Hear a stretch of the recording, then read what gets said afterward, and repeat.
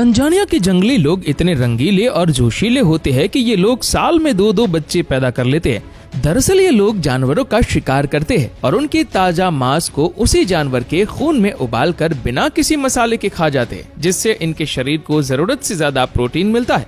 और ऐसे प्रोटीन से भरपूर खुराक इनकी जवानी में ऐसा तूफान ला देती है कि अकेला एक आदमी पूरा गाँव बसा देता है।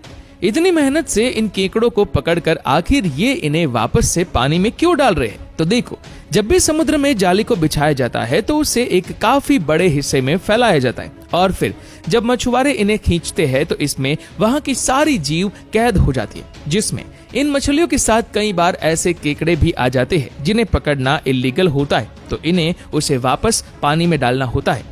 जब भी किसी अखाड़े को बनाया जाता है तो उसमें दूध और तेल को जरूर डाला जाता है, लेकिन आखिर इससे होता क्या है?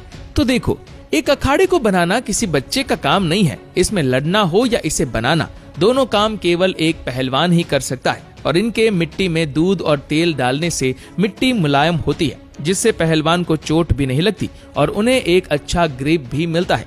देखो, मार्केट में मिलने वाले बर्फ आपको कभी भी नहीं खानी चाहिए, वरना आप काफी बीमार पड़ सकते हो।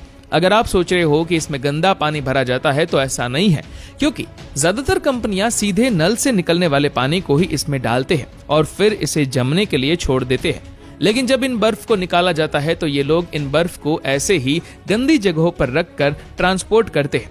क्या आपको कभी अंदाजा था कि शेख लोग इतने अमीर होते हैं? कहा जाता है कि सऊदी के शेखों के एक वक्त के खाने की कीमत लगभग $5000 होती है, क्योंकि उनका एक परिवार एक ही वक्त में पूरा ऊंट खा जाता है। उस ऊंट की कीमत करीब $5000 होती है। ये उनका शौक नहीं बल्कि मजबूरी है, क्योंकि सऊदी में सब्जियां आसानी से नहीं मिलती। देखो, ये है असल जिंदगी का टार्जन, जो कि पिछले 20 सालों से इसी जंगल में रह रहा है। ये एक पेड़ से दूसरे पेड़ पर कूदना भी सीख चुका है, जिसमें इसे जरा भी चोट नहीं लगती। और आप मानोगे नहीं, पर इस जंगल के शेर और बाघ भी अब इसका कुछ नहीं करते। ये पिछले 20 सालों से केवल जंगल के ही कच्चे फल और सब्जियों खा के जिंदा है। आजकल के स्विमिंग पूल्स को बनाने में टाइल्स की मदद नहीं ली जाती है, बल्कि इसकी फ्लोरिंग बनाने के लिए इस खास वाटरप्रूफ प्लास्टर का यूज किया जाता है।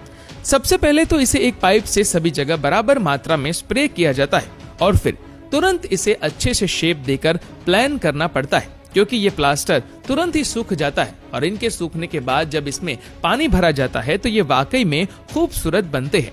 साथ ही चीन की महिलाएं अपने माथे पर आखिर ये किस चीज को लगवा रही है? दोस्तों, ये आपको कोई शेविंग क्रीम लग रहा होगा, लेकिन असल में ये चीज कुछ और ही है। दरअसल ये महिला अपने हेयर को कलर करवाने सैलून आई है और चीन के सैलून में इसी फॉर्म से लोग अपने बालों को कलर करवाते हैं, क्योंकि इसमें कोई भी हार्मफुल केमिकल नहीं होता और इससे बालों में भी कलर लंबे समय तक लगा रहता है।